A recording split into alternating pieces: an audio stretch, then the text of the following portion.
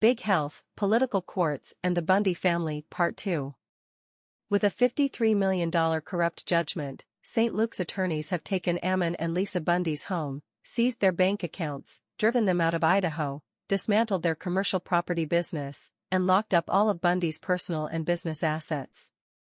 These evil, corrupt St. Luke executives and attorneys, paid by taxpayer dollars, have seized over $4.5 million from the Bundy family. Furthermore, they convinced a judge to issue a $250,000 warrant for Bundy's arrest, claiming that he has not obeyed the gag order in the case. Since leaving Idaho, these wicked lawyers and executives have continued to pursue Bundy. In the last few months, St. Luke's attorneys have continued to file hundreds of court documents against him. They have retained law firms not only in Idaho, but also Wyoming, Utah, Nevada, and Florida. Recently, they obtained a ruling that neither Ammon nor his wife, Lisa, could own or control a bank account in Utah where they relocated. All of their efforts seem directed to harass and destroy the Bundy family's peace and future. Bankruptcy has been discussed many times, says Ammon. However, after talking to multiple attorneys, bankruptcy is discouraging. Evidently, bankruptcy may not protect against the type of lawsuit that St. Luke's lawyers used against me. I am certain this was their design from the beginning. Bundy continued, even before the judgment, I reached out to the St. Luke's executives and offered to give them everything I own for peace. Our Lord, Jesus Christ, directed us to do this when we are sued at the law. I have officially made offers to the executives of St. Luke's health system 4 times now. The latest offer was made a little over a month ago. I sincerely offered to give them everything I own and anything I had influence over, totaling $3.5 million to $5 million. That I would give it to them for peace. I offered them everything, even the clothing in my children's closets. All I wanted in return was peace. However, each time they have rejected my offers and responded with heavy pursuits in the courts. One must wonder what it is they want. Except for his family, his liberty, or his life, what more could he offer them? Contrary to the corporate media reports over the past decade, Bundy has maintained peace in all his efforts to stand up for others. Never has he been anything but peaceful. Speaking on this topic, he said, I have spent the last decade trying to disprove those that believe violence is the only way. In this current dispute, I left my home, my community, my living, nearly everything, for peace. My family and I now live in a 1-bedroom attic apartment. I work for cash, just to keep food on the table. All of this, right or wrong, is because I have taken the path of peace.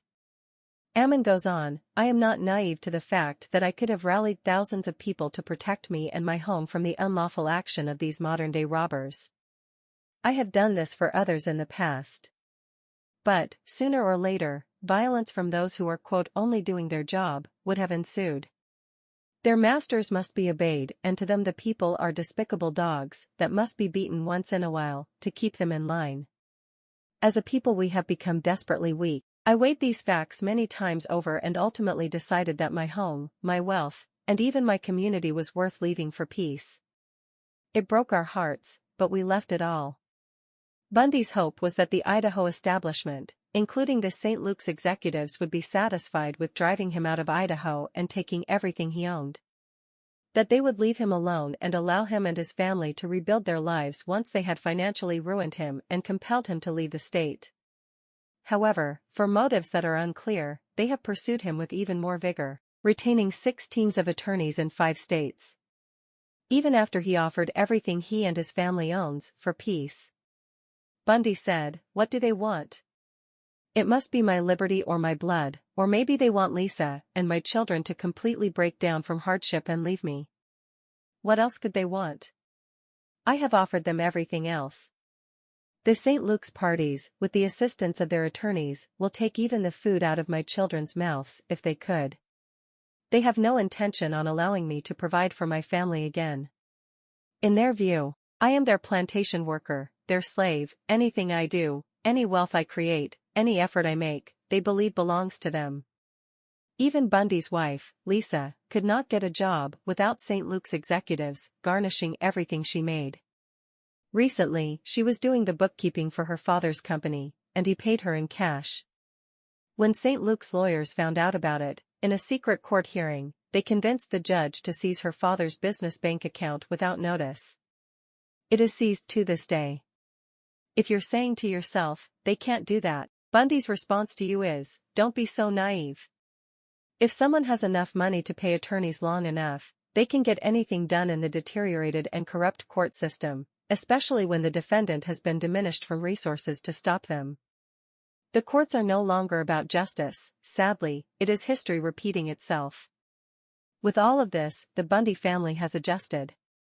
They have continued to love God and love each other.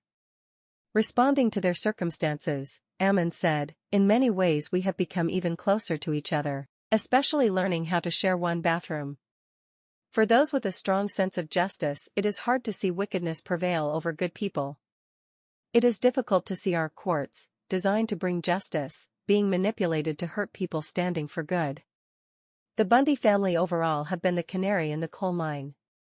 They warned us of what was happening to our country 10 years ago. Now it is happening. Ammon Bundy has been yelling at the top of the mountain about what Idaho will become if Idahoans are not vigilant. Will they listen, or is what is happening to the Bundy family the sure fate of many other people in the United States of America? I pray that God our Father will bring justice for the Bundy family soon. Your friend, Wendy K.